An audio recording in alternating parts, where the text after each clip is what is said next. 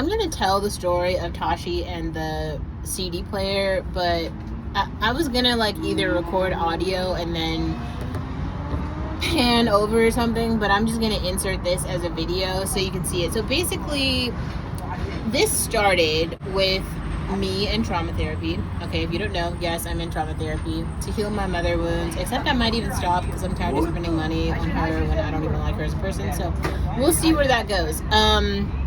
It's $175 a session. Like, I don't like this bitch that much, right? Anyway, this goes back to one of my sessions, and I'm basically trying to remember, like, or think about female mentors in my life, and as I'm recalling who those people are, Tashi just kept coming up in my brain, and I was like, why the fuck does Tashi keep coming up? It turns out that Tashi was actually this incredibly important person in my life because Tashi introduced me to the CD player, the solo CD player. So maybe, I mean, I'll include the writing, but maybe I'll start to like read what I wrote. So I titled it Tashi and the CD player, Movies Changed Everything. I guess the story sort of starts in public school and the friends I made there. The group of friends formed who I am as a person. We bonded over a love of music, and it was interesting to think back to a time where we processed our emotions about the world through songs about boys. The boy is mine, right? Is there a more clear way to explain you had pick-me-shit tendencies? I've mentioned multiple times I'm participating in trauma therapy, and through those sessions I realized how important Tashi was in my life. This is a retelling of that story, maybe the first time I've explained it or explained the cultural significance of a non-family member but female role model from my formative years growing up. This is why I placed this piece in the collection entitled Formative Years. That's where it is in my Patreon, just so you know. It's an exploration of experiences I had in the kindergarten and sixth grade between kindergarten and sixth grade that shaped who I am as a person later in life.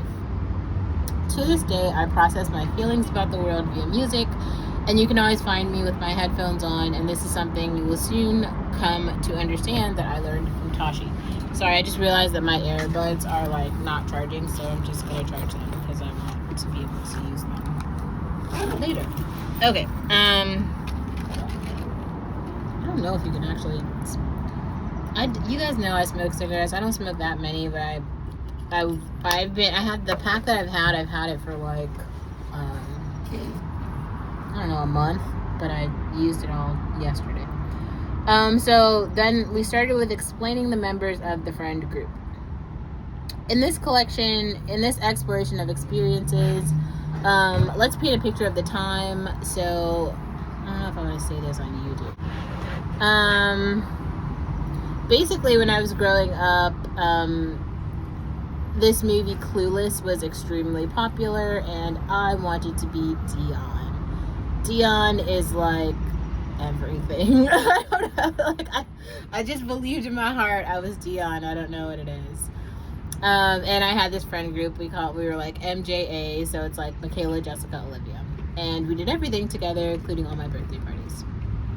So I was talking about how we basically balanced each other. There were certain things about colorism in that group. Like I was the darkest, my skin was the darkest color in that group of brown. So I think that definitely had something to do with, and this is the other thing. I don't actually ever feel like it impacted something specific between the actual girls in the group, like my other friends. It was more about how men treated us. Like, I don't know what it was, but my type for my whole life, since I was like a very young child, I really like really dark skinned, tall, handsome men. Like that is like Bakari Sellers is like my dream dude. Like he's so fine to me, but he was on the like nigger list, unfortunately, because he basically compared illegal immigrants to slaves, and it was just, oh God, I need a drink. I can't. Bakari ruined my dreams of black men. They're all trash. I give up. Yeah, whatever. So, basically, I was talking about how growing up, Jessica's mom was like an attorney and lived in this house in Hercules. that was pretty big, and she had a pretty big backyard. So we spent probably most of our time there, but we also like definitely rotated homes. So Michaela, initially back in like kindergarten, her mom and dad were together, but then I think by third grade they got divorced, and he married a new woman, Katie, and that became like her stepmom. And Katie was nice too, so she definitely became a part of our lives. But at Jessica's house, Jessica had an older cousin named Tashi. Tashi is the whole article basically is about Tashi. So Tashi was like 4 years older than us. So she's like, when you have an older sister, I think you understand the like coolness of having an older sister. Like, I talked about like Daniela on this channel before, but I'll talk about her again. Daniela was really important in my life too, but the idea is when you have these like older sister figures and you're like, you know, really young, it's so cool because like they just know shit about pop culture and society that like you don't know. So that's like music, clothes, where to shop. Maybe if you're getting your first boyfriend, you tell her about it and she tells you if he's any good or not. She can tell you all about like Tashi, or for me, I don't think I was that close to Tashi at the time when I was going to prom, but definitely like this girl Ariel, who I was really close with. She was like she was 4 years ahead of me, so she'd already gone to prom, and so she like gave me the prom pictures. She told me what prom was like, you know, and it was just cool because like you haven't done all of these like, you know, age appropriate things yet because you haven't hit that milestone. So like you literally just don't know anything. You're just in your own grade, and you know the shit that's like relevant to your grade, but you don't know any of the stuff that's like the cool girls that are older than you that are doing. And there's always something cool. So like, especially if you're like the younger one who's pretty and there's like an older one who's pretty, she's gonna be able to like go places like Daniela got to go to like LA when I couldn't go yet because I was too young, but then she came back and told me all about it and got me all pumped about LA. So then when I did get to go with her, it was the best time ever. Like things like that seem like they're so small and they don't matter, you actually you start to remember that shit when you in like later in life. I will say that. Anyway, so the cool thing about Tashi basically was like, as we would hang out at Jessica's house, like I think the living room and like the backyard were really major places for us because Jessica had these two like snow dogs basically, and they would always hang out in the backyard, and we loved the animals or whatever. But then Tashi was more of like an indoor person. I don't think she liked dogs very much. So her mom got her like the CD player, and so she would just like have all the CDs or whatever and in her CD player and listen to it. Was like a one at a time, like the whole, this is when like it wasn't records like vinyl records, but like actual CDs and a mini portable CD player. And so you can like skip, I mean it's basically like Apple Music, right? But it was like one disc, so only one album from one artist at one time, and then usually you listen to the whole thing, but you can go back like each track if you want. Anyway, so Tashi has this record player. She would like walk through the house like listening to her record player or whatever, and you know, it was kind of new for us, so we were like, Tashi, you know, what is that, what's your, and she's like, oh yeah, you know, like I've got this like portable, you know, CD player, and we're like, that's so cool, I want one. So then we asked our parents to get us it too, so then we ended up getting it. But because Tashi was older, she already had more CDs in the CD player, and she like had it for longer, right? So she basically had the Ashanti CD. This is very important. So the Ashanti CD was everything, because also a really big part of our friend group at the time, we really liked going to the mall. In the mall had a movie theater, and it had the McDonald's, and then it had like the shopping stores like Claire's, which had all the jewelry, and then some other, I can't remember where the cool like clothing stores were, but maybe it was something called like Rave. I think that's what it might have been called. I can't remember, but we definitely hit all of those because we still had like our allowance money and stuff to buy stuff. Anyway, so we loved going to the movies as a group. I definitely planned for that, but it wasn't like we could go every single week. Going to the movies was like more a once every 2 weeks sort of thing, depending on what was coming out. If you've already seen it, you don't need to go again. If there's nothing playing that we haven't seen, then obviously we don't go. Anyway, so basically Tashi breaks down the Ashanti album, and specifically this one song on the Ashanti album called Movies. So on the first Ashanti album, which is self-titled, it's called Ashanti, I think she was like a really new artist at the time, so we hadn't heard of her. Also, this is important because Tashi was older. Tashi could stay up later and watch MTV, and like more the like after a certain hour, I think after 8 o'clock, MTV would play like more, not adult videos, but kind of like, and we were only able to watch like kind of Nickelodeon type videos because we were still in elementary school. So she just knew more artists than us that we like would never come across because we could never stay up late enough to like watch it. Like all of us in our own respective homes had to like turn off the TV definitely by 8 o'clock.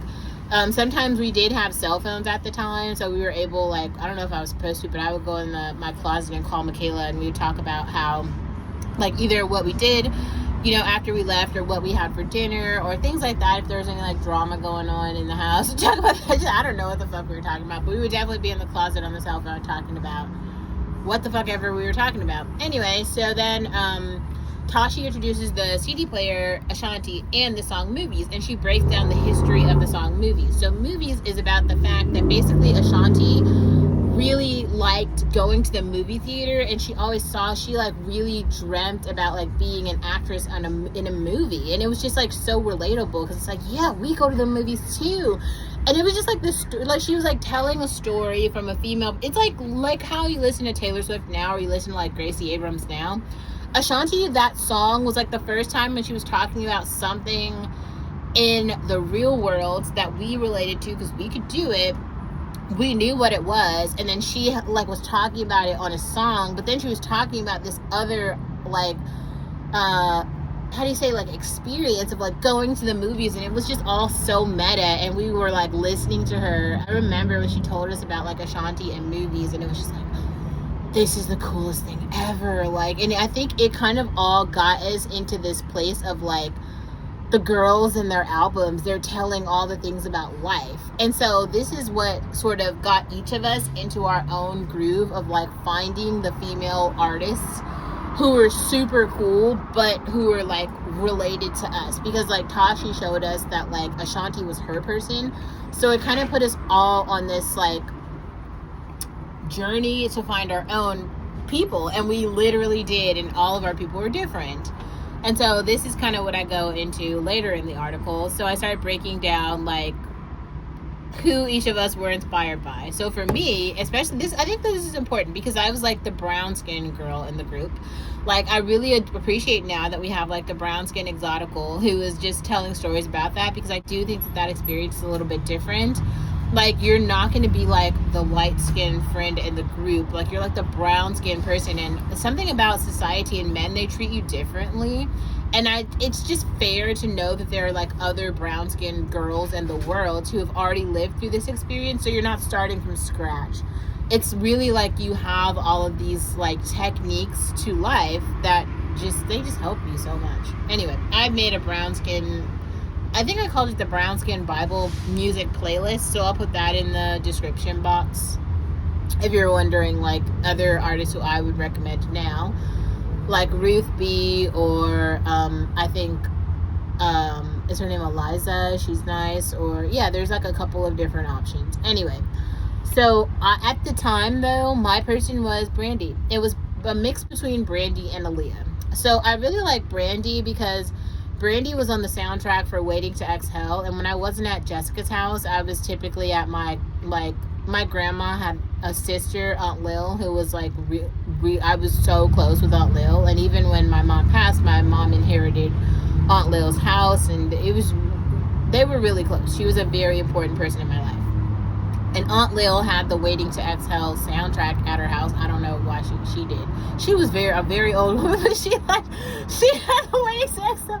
I think there was something about like from that generation, like my mom's generation, and even my aunt, like Whitney Houston was like something else. Like maybe Whitney Houston was like the Beyonce or something of that time. She was really important. Like, I can't describe it because like I didn't live through it, but I do know that like to my mom and to my aunt especially, like Whitney Houston was everything. So like, especially when I told my mom that I met Kevin Costner in the store, like Kevin Costner came into the store that I work in, and I helped him not that long ago. That was like a month ago. And my mom was like freaking out. She's like, that's my favorite actor and all this stuff. I'm like, I didn't even know who he was. I didn't recognize him. It's just way before my time. He meant nothing to me, but it meant everything to her. I think it was the same for Whitney Houston. Like, Whitney Houston is just a goat. Like, in that community, she's a goat. Anyway, so for me, I think I liked Brandy a lot, not just because she was on the soundtrack, but because she was on the soundtrack, I got like super familiar with her. And then my aunt ended up buying for me Brandy's self-titled album that came out, and then I had the CD player now, so I would literally listen to this, and the Brandy songs always came on the Nickelodeon and MTV when I had access to watch it, because I still had an older brother. So after 8 o'clock he got the remote, so I couldn't even watch TV anymore, and I wasn't able to watch music videos with him, so I had to go to bed. And but I still, when I was up, I got to see Brandy. And so Brandy was like, she had the song like baby baby baby, and then in the song she had the guy from Clueless who was like her love interest in the Sitting Up in My Room video. So it was just like, she was so cool. She was like the girl who's like super cool, and she's so pretty, and she had like the super cool, like, her outfits were just always like really awesome. And it just was like, yeah, Brandy's like everything. Like, she's just like the epitome of cool girl to me. Like, she's had all this swag, and then even if you see her in the videos, like, she's literally dressed like she's going skiing, and we had like the ski trip at my school too, so I was like, oh, this is so cool, like, I'm dressing like Brandy. Like, I guess maybe you had to be there, but it was a really cool time. It was definitely something. Yeah. What else would I say about that? And then there's like, I don't know, there's just so many things. Like, Brandy also performed at a bunch of like the sort of like Nickelodeon type of tours that were happening. Sometimes I got tickets to it through my after school program, and like, she would be there. So it's like, Brandy is just, she's everywhere. And then she had the Moesha show. Brandy was just like my person. But then like when Aaliyah hit the scene, and I'm not sure, I can't really remember the time frame on that, but Aaliyah had this sort of swag, and I started seriously getting into like hip hop dance. Aaliyah had like the side swoop, she had like the bandana, she also had the like super baggy like jeans, and then she was like, in all of her videos, if you didn't notice this, they're all like, she was the person who had like the choreography. Like, all of her videos were about like dance choreography. It wasn't necessarily about like, she didn't have like the best voice or whatever. She was never like some, known for her vocals, but I do think Aaliyah could sing, but she was just like pretty, and she could dance, and I was like, oh shit, Aaliyah's me. Like, I love her. The swag was everything. Anyway, so let's move on. I think I definitely like them more for the fashion. Those two girls were brown skin, and they also had fashion, and that was pretty much all I needed. So whatever they were saying, I was into it. I was just like, I'm gonna dress like them every day at school. And that was like my whole, when after Tashi showed me Ashanti, I was like, Brandy and Aaliyah, that's for me. So let's go down the list. So then let's get to Jessica. Jessica was very interesting. I think that because, I don't know if it's because Jessica's mom was like an attorney more, like Jessica had a lot more emotional intelligence than all of us. And Jessica really liked Monica. I did not really understand. I didn't listen to any Monica at the time. I don't know. I just knew that like Monica was like Jessica's favorite, and so like if there was a Monica concert happening or something and Jessica got tickets, I would go, but like I didn't know any Monica songs at the time. Going back and like actually checking out Monica's catalog, Monica can actually sing, but not just that. Monica wrote and produced her own album at 14, and she can sing, and all of this was coming from her own perspective. What I would say is like, the girls who listen to Monica are the girls who like, those are the girls who have therapy and who have a journal and are setting boundaries, okay? Monica is the girl, the woman, the girl who's gonna be like, just one of those days, just one of those days is like a black girl classic. This should be your moment for life. Like, it's like, it's just one of them days that a girl goes through. It's just one of them days, don't want to take it out on you. I just need space. The whole thing is just, imagine, have you even heard no one is even talking like that today, and it's so critical. Like, Literally, sometimes you need space, not just from your boyfriend, but from fucking everybody, because life is hard. And Monica was like legitimately saying that. There's other songs too. I thought A Dozen Roses was cool. She kind of pinpointed the fact that maybe have your boyfriend get you for any holiday 12 roses. This also became a really major theme in high school when Jessica didn't actually go to our high school, but Michaela did, and she even learned that lesson. So she had this boyfriend, Tavio, and she would always make Tavio get her a dozen roses. And I would be like, oh, well, I don't have any boyfriends. Like, can I have a rose? And she's like, no, because if I give you one, I won't have a dozen. And it was just so funny. Like, give me a rose. I want a rose. I should have just bought the roses for myself, but I wanted someone to give me a rose too, but I didn't have a boyfriend, so it was like, well, I get nothing. But it was still nice to see Tavio give her the roses, I will say that. Anyway, then let's move on to Michaela. So Michaela was definitely always the person who's boy crazy. Oh my god, Michaela was always the person who like was either in a relationship with someone or like there was something where she's like, okay, this is the new boy that I like. Just always.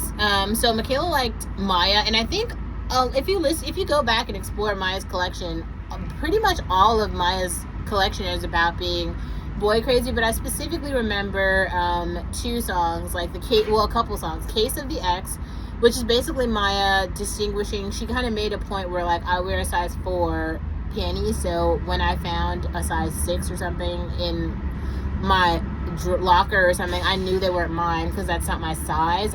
Really important details to keep in mind, because sometimes men will try to like gaslight you and be like, oh, these are yours, and it's like, no, they're not. I don't buy that. Like, just have some sort of balance or system for yourself, so that if a man tries to play you, right, and cheat on you with someone else, it'll be clear that it's not yours, because you know what you bought, you know what you wear, you know what size you are. Game, Maya, game. Always remember that. Anyway, and then there was this other song, Fallen, that was really cool. And it's basically like Maya in this white tee and blue jeans running through the subway because she's like super into this guy and she's trying to get his attention.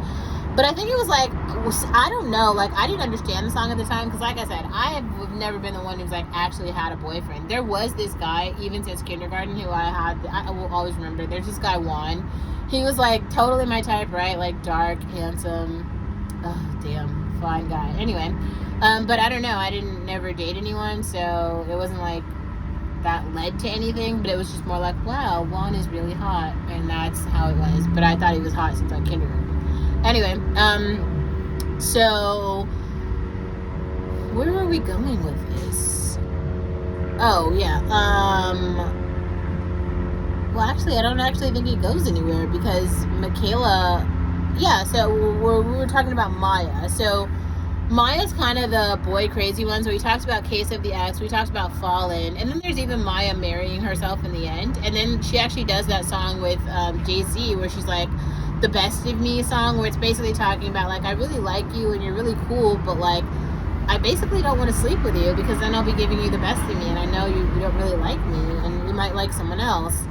And then he's, kind of rapping around that, but she still makes a point and she puts her foot down. And it's kind of cool to hear that from another woman. So, yeah, Tashi and the CD player, really important in my life. And I just kind of wanted to tell that story, specifically because The Boy Is Mine tour is happening right now. And I think it's like, it might not be clear to a lot of other people, especially like younger girlies who are like on YouTube and you weren't around when The Boy Is Mine came out. So you might not even be familiar with like what it is, or you might not have seen the video, or even understand that these women had whole careers of their own that had like nothing to do with that song. The song was a really nice collab and it kind of brought them together, but I have heard a lot of interviews where both basically Brandy and Maya are saying after that song came out, everyone thought that we hated each other, and that doesn't make sense because obviously like we don't hate each other, so that's weird. So yeah. This is 25 minutes. That's wild. It makes sense that it took this much time, though, because those women are great. So, yeah.